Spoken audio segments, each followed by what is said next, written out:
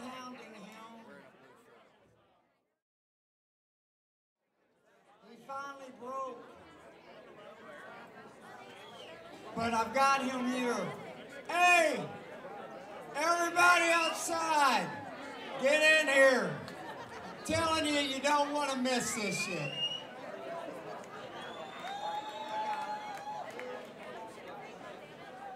Hey, seriously, you do not want to miss this. Okay. What is it, 30? Okay, never mind.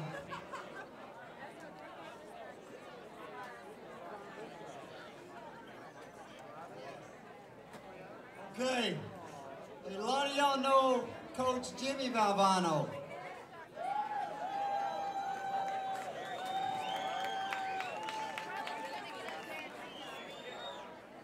Even when I didn't have cancer, that speech hit me. And then whenever I found out I had cancer, I started watching it again. And I tried to live my life like that. And he's going to do me the honor of reading his brother's speech that he won for the first Arthur Ashe ESPY Award. So if y'all would give him your ear and the respect of listening to this speech, it would greatly honor me. I'm telling you, this means the world to me.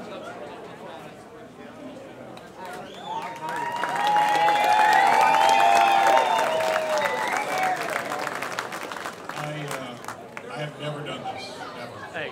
And I probably wouldn't do it except for this extraordinary man. So you honor me by asking me to do it, and I hope I can do it some justice. If you, how many of you have seen it? Have you seen it? Okay. So then you know the setting was at the very first ESPY Awards. He gave my brother Jim the Arthur Ashe Award for courage. He was so sick for that day that we didn't think he would be able to even make it to the stage. And then all of a sudden the lights came on and he went up and he gave that speech, and it certainly moved a lot of people. So, you know, it's a little different setting here now, but I'll try and do it exactly as it was done those 20 years ago. So this is from the first ESPY Awards in New York City. They introduced him and he said, thank you very much. That's the lowest I've ever seen Dick Vitale since the owner of the Detroit Pistons called him in and told him he should go into broadcasting. I can't tell you what an honor it is to even be mentioned in the same breath with Arthur Ashe. This is something I certainly will treasure forever. But as was said on the tape, and I also don't have one of those things going with the cue cards, so I'm going to speak longer than anybody else has spoken tonight. That's the way it goes. Time is very precious to me. I don't know how much I have left, and I have some things I'd like to say. Hopefully at the end, I'll have said something that'll be important to other people too. But I can't help it. Now I'm fighting cancer. Everybody knows that. People ask me all the time about how you go through your life. How's your day? And nothing has changed for me. As Dick said, I'm a very emotional and passionate man. I can't help it. That's being the son of Rocco and Angelina Valvano. It comes with the territory. We hug, we kiss, we love. When people say to me, how do you get through life every day? It's the same thing. To me, there are three things we should do every day. We should do this every day of our lives. Number one is laugh. You should laugh every day. Number two is think. You should spend some time in thought. And number three is you should have your emotions move to tears. Could be happiness or joy. But think about that. If you laugh, you think, and you cry, that's a full day. That's a heck of a day. You do that 7 days a week, you're going to have something special in your life. I rode on a plane up today with Mike Krzyzewski, my good friend and a wonderful coach. People don't realize he's 10 times a better person than he is a coach, and we know he's a great coach. He's meant a lot to me in these last 5 or 6 months with my battle. When I look at Mike, I think we competed against each other as players. I coached against him for 15 years. I always have to think about what's important in life to me are these three things: where you started, where you are, and where you're going. Those are the three things I try to do every day. When I think about getting up and giving a speech, I can't help it. I have to remember the very first speech I gave. I was coaching at Rutgers University. That was my first job, and I was the freshman coach. That's when freshmen played on freshman teams. I was so fired up about that first job. The very first time you stand in a locker room to give a pep talk, that's a special place, the locker room, for a coach to give a talk. So my idol as a coach was Vince Lombardi, and I read this book called Commitment to Excellence by Vince Lombardi. And in the book, Lombardi talked about the first time he spoke before his Green Bay Packers team in the locker room. And they were perennial losers. I'm reading this, and Lombardi said he was thinking, should it be a long talk, should it be short, should it be brief? But he wanted it to be emotional, so he said it would be brief. So here's what I did.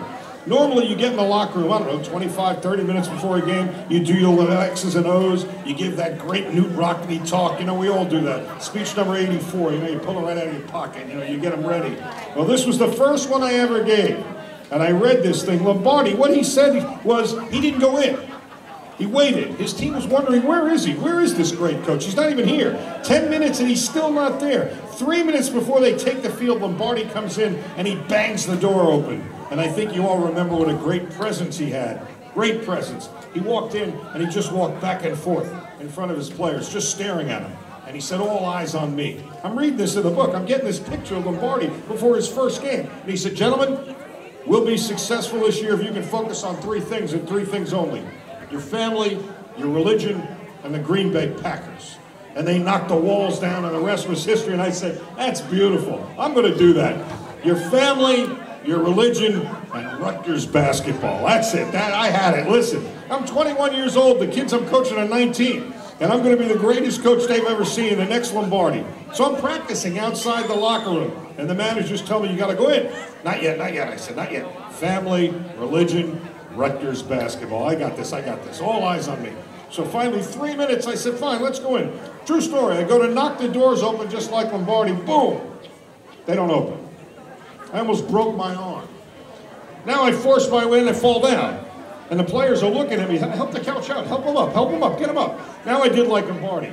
I walked back and forth. I was going like this with my arm, trying to get the feeling back. Finally, I said, gentlemen, all eyes on me. These kids wanted to play. They're 19. Let's go. I said, gentlemen, we'll be successful this year if you can focus on three things only. Your family, your religion, and the Green Bay Packers. I told them that. I did that. I absolutely did that. I remember where I came from. So it's important to know where you are. I know where I am right now. How do you go from where you are to where you want to be? I think you have to have an enthusiasm for life. You have to have a dream, a goal. You have to be willing to work for it. I talked about my family. My family is so important. People think I have courage. The courage in my family are my wife, Pam, my three daughters who are here, my mom, who's right here too. And that screen is flashing up there, 30 seconds. Like, I care about that screen right now, right? I got tumors all over my body. I'm worried about some guy in the back going 30 seconds. You know, you got a lot of aid, buddy. Phenomenal, buddy. That's it. I got just one thing. I urge all of you, enjoy your life, the precious moments you have, to spend each day with some laughter and some thought, to get your emotions going. To be enthusiastic every day, and as Ralph Waldo Emerson said, nothing great can ever be accomplished without enthusiasm. To keep your dreams alive in spite of problems, whatever you have, the ability to be able to work hard for your dreams to come true, to become a reality.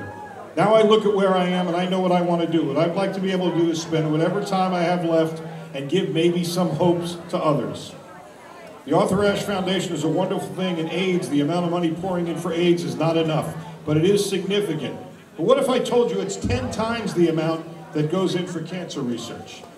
I also told you that 500,000 people will die this year from this disease, and yet somehow we seem to put it a little bit in the background. I want to bring it back to the front table. We need your help. I need your help. We need money for research. It may not save my life. It may save my children's lives. It may save someone you love. And ESPN has been so kind to support me in this endeavor, allowing me to announce tonight that their money and their dollars, they're helping me to start the Jimmy V Foundation for Cancer Research. And its motto is, don't give up, don't ever give up. And that's what I'm going to try and do. Every minute that I have left, I'll thank God for the day I have and the moment I have. If you see me smile and give me a hug, that's important to me too. But try if you can to support so that someone else might survive, might prosper, and might actually be cured of this dreaded disease. I can't thank ESPN enough for allowing this to happen. I'm going to work as hard as I can for cancer research, and hopefully maybe we'll have some cures and some breakthroughs. I'd like to think I'm going to fight my brains out to be back here next year for the Arthur Ashe recipient. I want to give the award next year. I know I got to go, and I got one last thing. I've said it before, and I want to say it again. Cancer can take away all my physical abilities. It cannot touch my mind, it cannot touch my heart, and it cannot touch my soul.